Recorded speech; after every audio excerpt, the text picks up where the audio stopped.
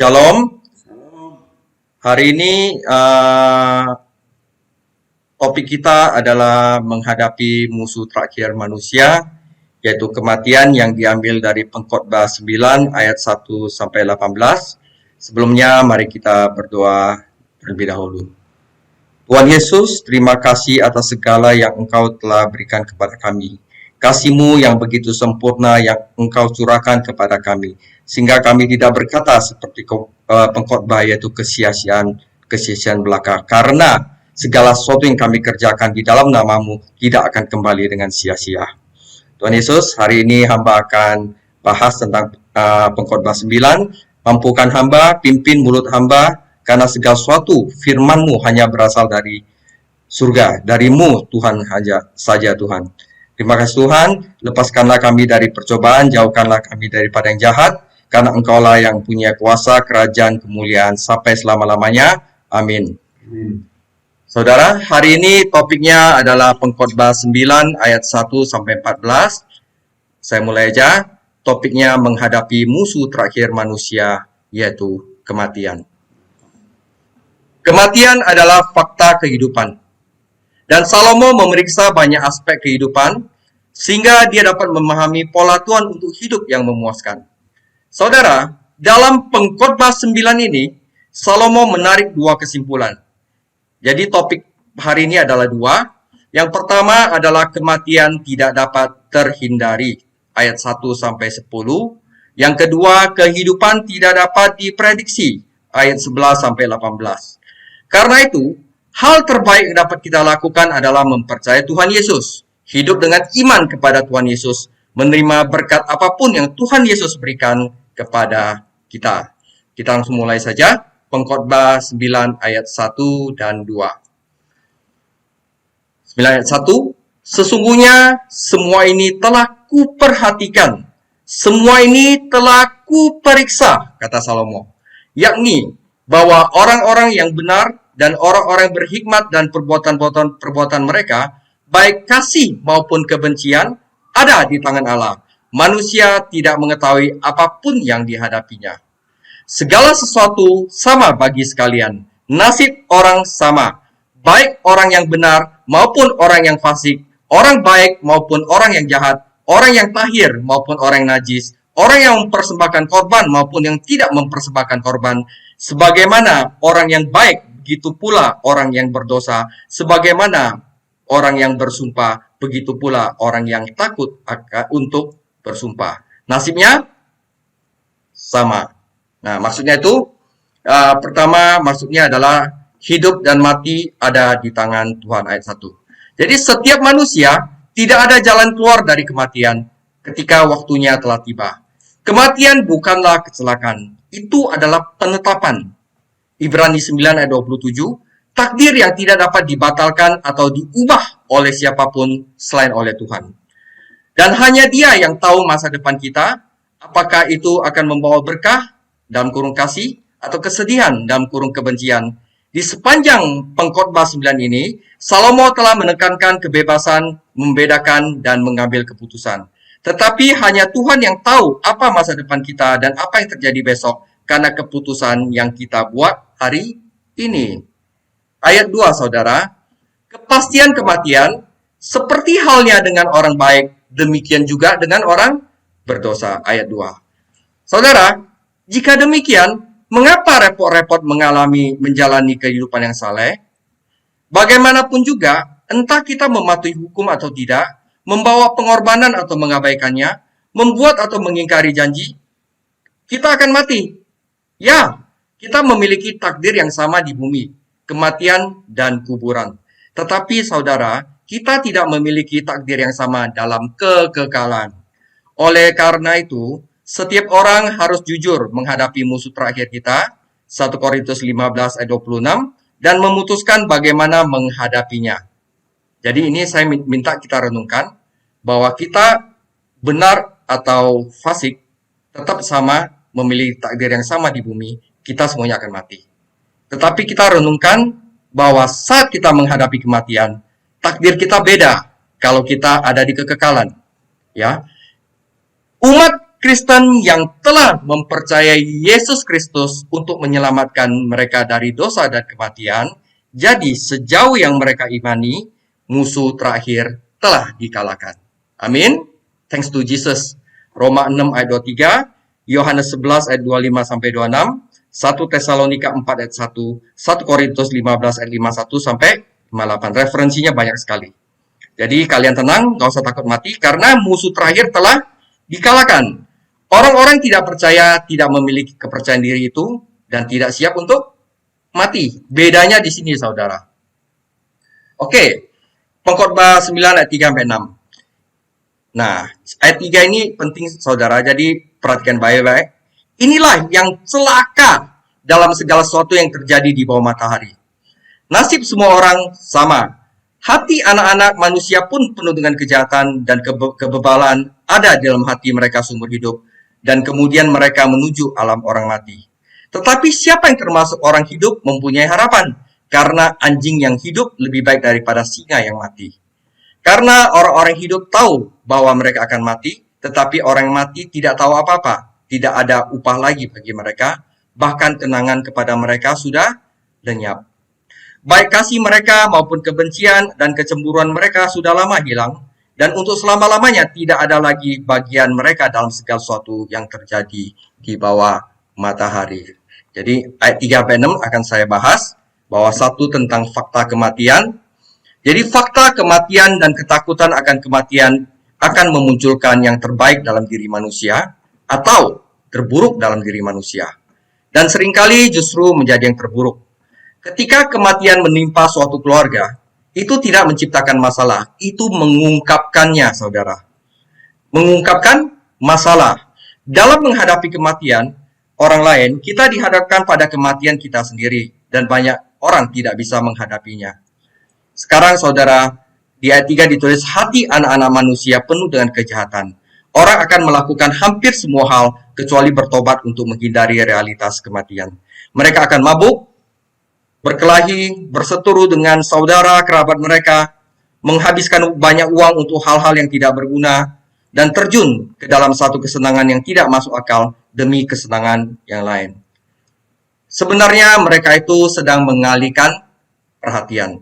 Tetapi usaha mereka hanya mengalihkan perhatian mereka dari pertempuran. Mereka tidak mengakhiri perang karena musuh terakhir mereka tetap masih ada. Anda tidak mendapatkan iman seperti itu dengan mencoba melarikan diri dari realitas kematian. Anda mendapatkannya dengan menghadapi musuh terakhir secara jujur, berbalik dari dosa, dan percaya Yesus Kristus untuk menyelamatkan Anda. Jadi, pelarian saudara, kita mau mati, ya kita happy-happy aja deh, ya kan? Tetapi orang yang benar itu akan bertobat, berbalik dengan dosa, dan percaya Yesus Kristus untuk menyelamatkannya. Dengan demikian barusan siap untuk kematian. Dan pertanyaannya, sudahkah kamu melakukan itu? Oke, ayat 4. Memang hidup lebih baik daripada mati. Ketika dihadapkan pada fakta kematian yang jelas, tidak semua orang menyelam ke dalam lubang pelarian dan berteriak, ayo makan, minum, dan pesta pora, karena besok kita akan mati. Tidak semua orang begitu, saudara. Banyak orang hanya menggertakkan gigi, menegakkan bahu, dan bertahan. Mereka berpegang pada moto kuno. Di mana ada kehidupan, di situ ada harapan. Ini adalah parafrase yang bagus dari ayat 4. Orang hidup masih memiliki harapan, hanya orang mati yang tidak memilikinya. Jadi lebih baik menjadi anjing yang hidup. Anjing itu dihina pada hari itu. Jadi lebih baik jadi orang terhina, tetapi masih hidup, daripada orang yang terhormat namun sudah mati. Semua yang pengkhotbah minta adalah agar kita memiliki akal sehat bersama dengan harapan kita. Jangan sampai terlambat kita menemukan diri kita sendiri dengan menggenggam harapan palsu. Ada orang bilang, daripada kita pelarian, cobalah kita berusaha untuk menghadapi kematian dengan bertahan hidup, melakukan sesuatu yang baik, dan kita mungkin akan diselamatkan nantinya. Itu mereka menggenggam harapan palsu. Jadi ingatlah, pada suatu hari kita akan mati. Orang percaya Kristen memiliki harapan yang hidup, bukan harapan mati. Karena juru selamat kita hidup dan telah mengalahkan kematian. Harapan yang bisa dihancurkan oleh kematian adalah harapan palsu dan harus ditinggalkan. Banyak orang bilang, ya saya orang baik selama hidup saya banyak berderma. Selama hidup saya adalah orang yang istilahnya terpandang. Karena itu, saya pasti habis mati saya akan bersama-sama dengan Tuhan. Itu harapan yang palsu. Dan saat mereka menghadapi kematian sebenarnya, mereka akan takut.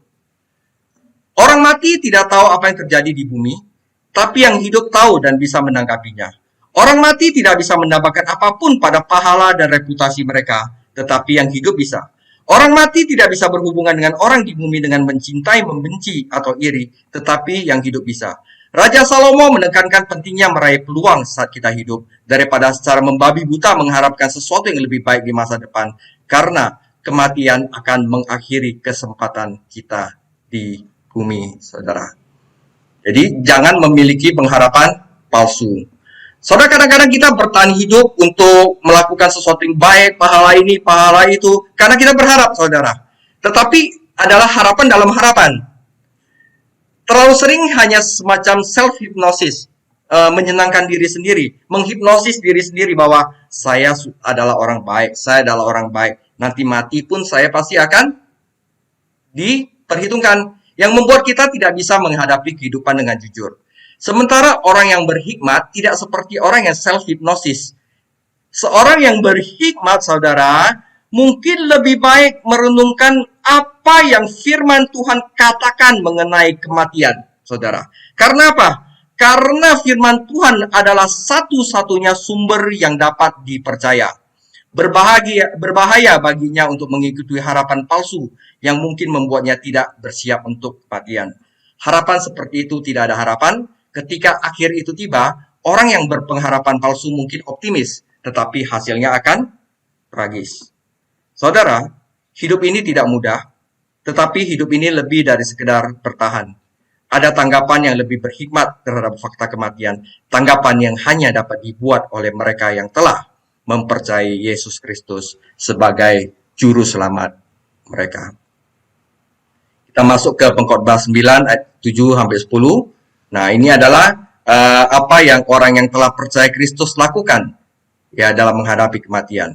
Karena itu, saudara, mari makanlah rotimu dengan sukaria dan minumlah anggurmu dengan hati yang senang, karena Allah sudah lama berkenan akan perbuatanmu.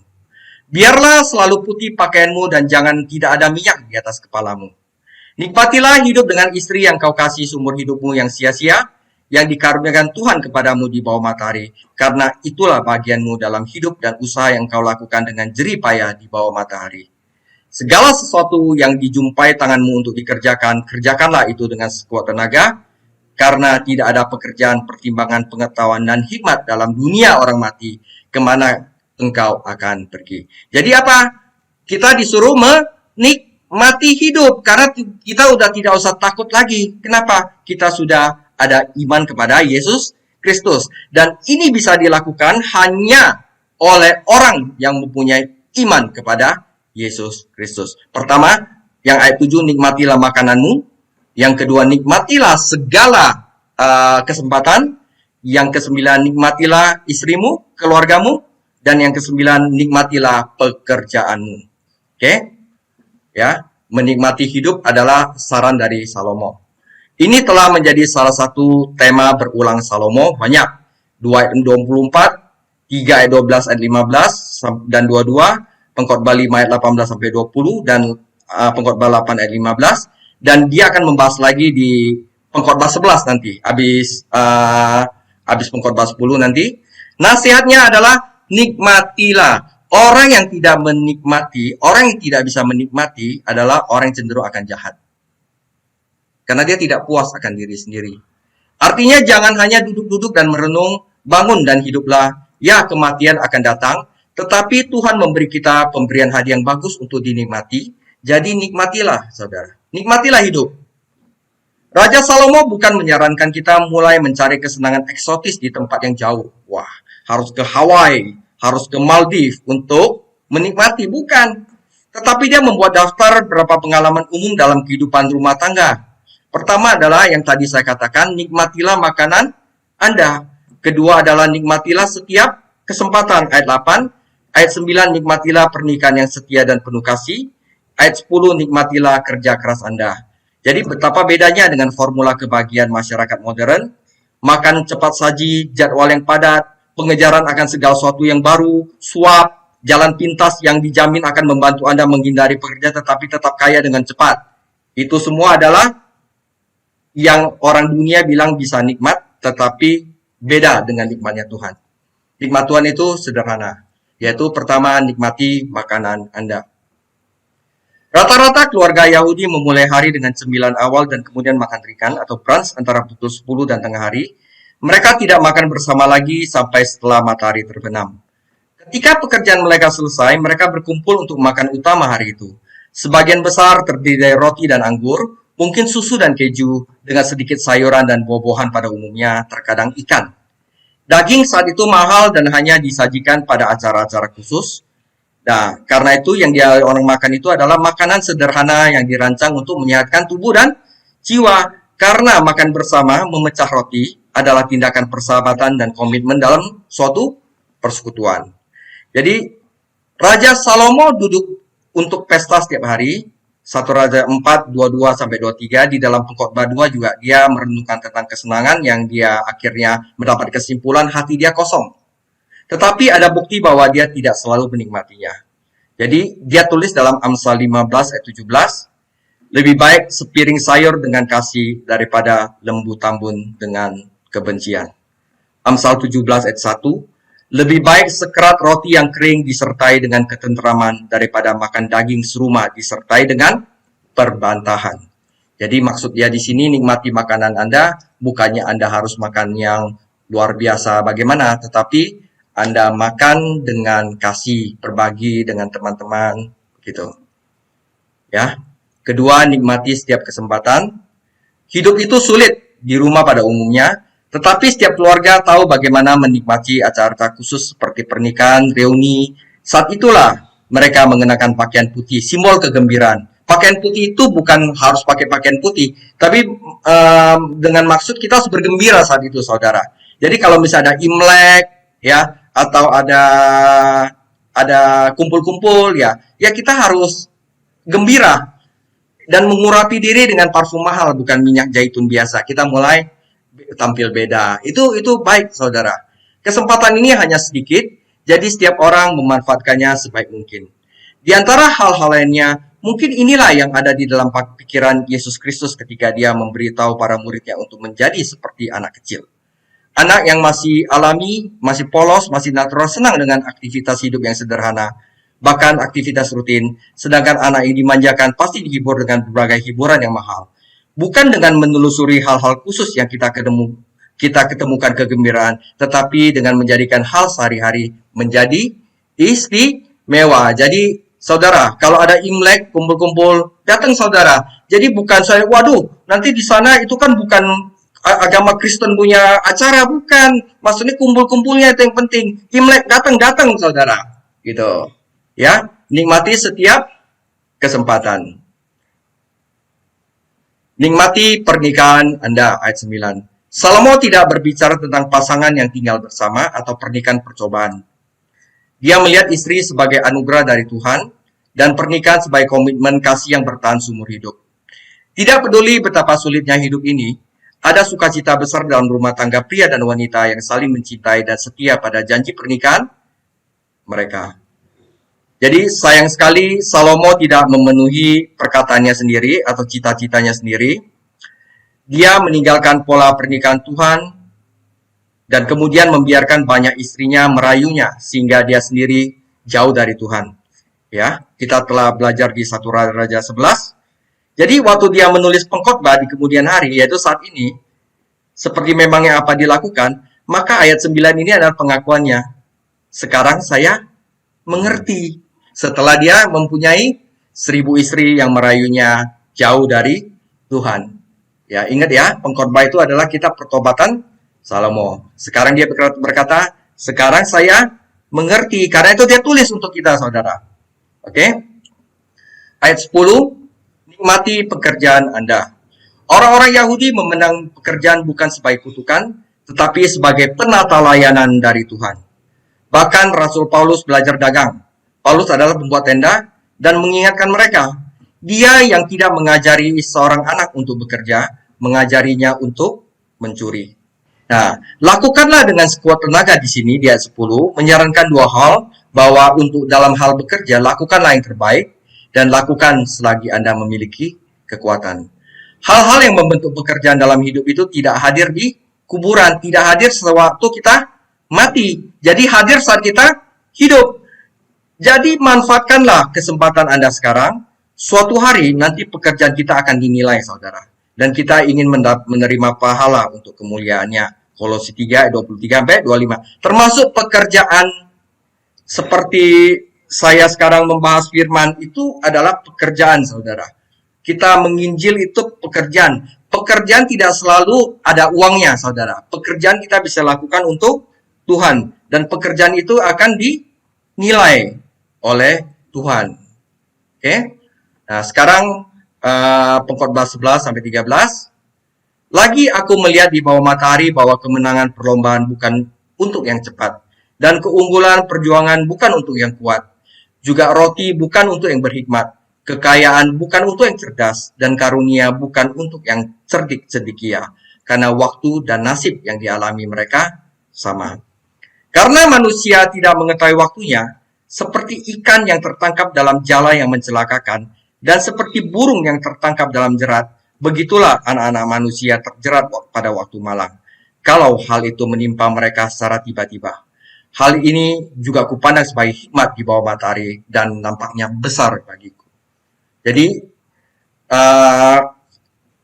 dari kematian, Salomo berpaling membahas tentang kehidupan. Nah, jadi Salomo berpaling dari pembahasannya tentang kematian dan mulai membahas kehidupan. Jadi, jika kematian tidak bisa dihindari, maka hal yang paling bijak yang dapat kita lakukan adalah mengutamakan kekuatan kita dan berkonsentrasi pada kehidupan. Ketika kematian datang, setidaknya kita akan merasa puas karena mengetahui bahwa kita telah bekerja keras dan mencapai beberapa kesuksesan. Apakah ini benar? Salomo bilang, jangan terlalu yakin tentang hal itu, saudara.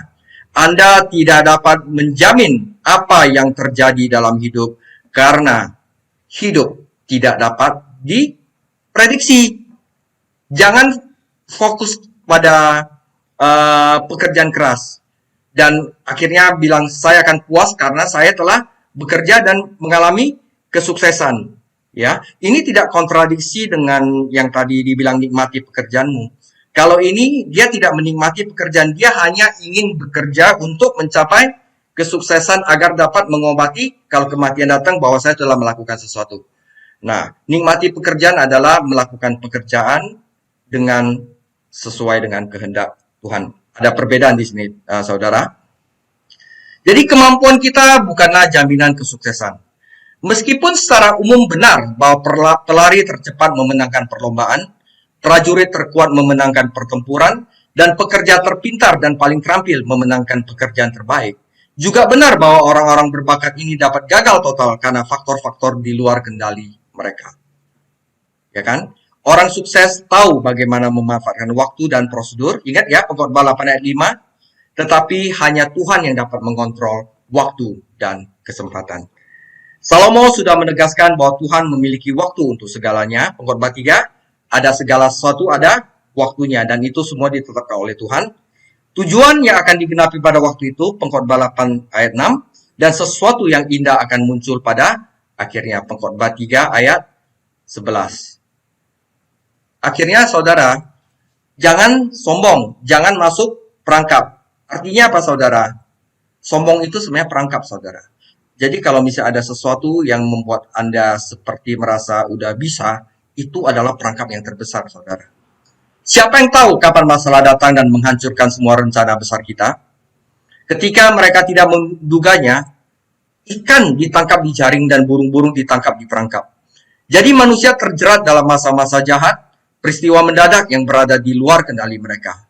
Itulah mengapa kita harus mencamkan nasihat untuk tidak sombong, saudara. Ini saya tuliskan dalam Yakobus 4 ayat 13 sampai 16. Ini bagus sekali Dan ini sangat berkorelasi dengan apa yang kita pelajari di pengkhotbah ini.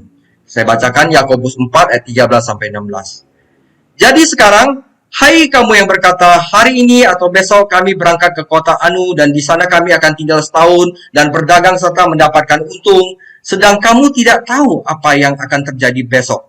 Apakah arti hidupmu? Hidupmu itu sama seperti uap yang sebentar saja kelihatan lalu lenyap. Sebenarnya kamu harus berkata, jika Tuhan menghendakinya, kami akan hidup dan berbuat ini dan itu. Tetapi sekarang kamu memegahkan diri dalam congkakmu, dan semua kemegahan demikian adalah salah. Jadi intinya apa? Dalam segala hal kita harus memasukkan Tuhan ke dalam hidup kita, saudara. Oke? Pengkhotbah 9 ayat 14 sampai 18, ini yang terakhir. Ini ada satu cerita, saudara. Ada sebuah kota yang kecil, penduduknya tidak seberapa. Seorang raja yang agung menyerang, mengepungnya dan mendirikan tembok-tembok pengepungan yang besar terhadapnya. Di situ terhadap seorang miskin yang berhikmat, dengan hikmatnya ia menyelamatkan kota itu, tetapi tak ada orang yang mengingat orang yang miskin itu. Kataku, hikmat lebih baik daripada keperkasaan, tetapi hikmat orang miskin dihina dan perkataannya tidak didengar orang. Perkataan orang berhikmat yang didengar dengan tenang lebih baik daripada teriakan orang berkuasa di antara orang bodoh. Hikmat lebih baik daripada alat-alat perang, tetapi satu orang keliru dapat merusakkan banyak hal yang baik. Ini semua itu satu kesatuan, saudara. Jadi saya akan bahas itu nggak secara terpisah, karena ini adalah satu kesatuan. Maksudnya begini, saudara. Kesempatan kita bukanlah jaminan kesuksesan, 14-18. Jadi tidak jelas apakah orang bijak itu benar-benar menyelamatkan kota, atau dia bisa menyelamatkannya, tetapi tidak ada yang mengindahkannya. Jadi gini, orang itu belum menyelamatkannya, tapi orang itu sebenarnya bisa menyelamatkannya, tetapi tidak ada yang mendengarkannya. Jadi kota itu tidak terselamatkan. Maksudnya gini, ayat 17 menyatakan bahwa seorang penguasa dengan mulut yang keras mendapatkan semua perhatian dan memimpin orang dalam kekalahan. Orang bijak itu berbicara dengan pelan dan diabaikan. Dia memiliki kesempatan untuk menjadi hebat, tetapi dibuat frustrasi oleh orang yang keras dan bodoh. Jadi, akhirnya, satu orang berdosa atau penguasa yang bodoh atau keras menghancurkan banyak kebaikan. Adalah kebenaran yang diilustrasikan di seluruh kitab suci. Dimulai dengan Adam dan ketidaktaatannya kepada Allah, Kejadian 3, Roma 5, akan berdosa. Satu orang aja di kubu Yosua berdosa dan mengalahkan tentara Israel di Yosua 7. Dosa Daud membawa masalah bagi Israel, 2 Samuel 27. Dan pemberontakan Absalom membawa bangsa itu ke dalam perang saudara, yaitu ayah dan anak. Nanti sini akan saya bahas, saudara. Father and son. Ya, king and son. Tentang Daud dan Absalom. Sebelumnya saya sudah bahas tentang Daud dan Yonatan, tentang persahabatan. Dan ini saya akan bahas tentang Absalom dan Daud. Di sini saya membuat 3 kesimpulan, saudara, dari semuanya itu. Kesimpulan pertama, saudara, karena kematian tidak bisa dihindari dan hidup tidak bisa diprediksi, satu-satunya jalan yang kita dapat ambil dengan aman adalah menyerahkan diri kita ke dalam tangan Tuhan dan berjalan dengan iman di dalam firman-Nya, saudara, seperti yang kita pelajari hari ini. Kita belajar firman. Itu bijak, saudara. Jadi kita tidak hidup dengan penjelasan. Kita hidup dengan apa yang firman Tuhan katakan. Kita tidak bergantung pada keberuntungan, tetapi pada pekerjaan pemeliharaan dari Bapa yang kita yang penuh kasih. Saat kita mempercayai janji-janjinya dan mematuhi kehendaknya, saudara. Ingat? Oke? Kematian tidak bisa dihindari. Hidup bisa diprediksi, paling aman berjalan sama Tuhan Yesus. Ya, dengan belajar firman Tuhan. Itu udah paling bijak. Kesimpulan kedua, saudara. Saat kita belajar berjalan dengan iman, kita tidak perlu takut akan musuh terakhir kita, yaitu kematian. Kenapa? Karena Yesus Kristus telah mengalahkan maut. Wahyu 1 ayat 17-18. Ketika aku melihat dia, yaitu Yesus Kristus, tersungkurlah aku di depan kakinya, sama seperti orang yang mati. Tetapi ia meletakkan tangan kanannya di atasku, lalu berkata, jangan takut. Aku adalah yang awal dan yang akhir, dan yang hidup. Aku telah mati, namun lihatlah, aku hidup sampai selama-lamanya, dan Aku memegang segala kunci maut dan kerajaan maut. Saudara, karena Yesus hidup, kita hidup di dalam Dia. Kita tidak melihat kehidupan dan berkata kesia-siaan belaka. Segala sesuatu adalah sia-sia.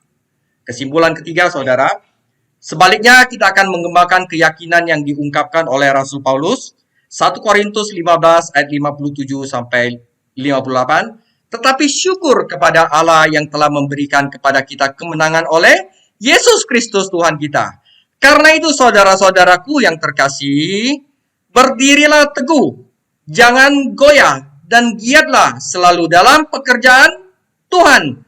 Sebab kamu tahu bahwa dalam persekutuan dengan Tuhan Yesus, jeripayamu tidak akan sia-sia seperti yang apapun khotbah katakan kesia-siaan belaka. Tetapi di dalam Tuhan Yesus, segala sesuatu tidak akan sia-sia. Semoga ini menjadi motivasi Anda untuk tetap giat dalam melakukan pekerjaan Tuhan. Mempercayai firman-Nya, mempercayai kebangkitannya. Karena Dia hidup, kita hidup. Karena itu saja yang paling bijak yang kita bisa lakukan untuk menghadapi musuh kita yang terakhir, yaitu kematian.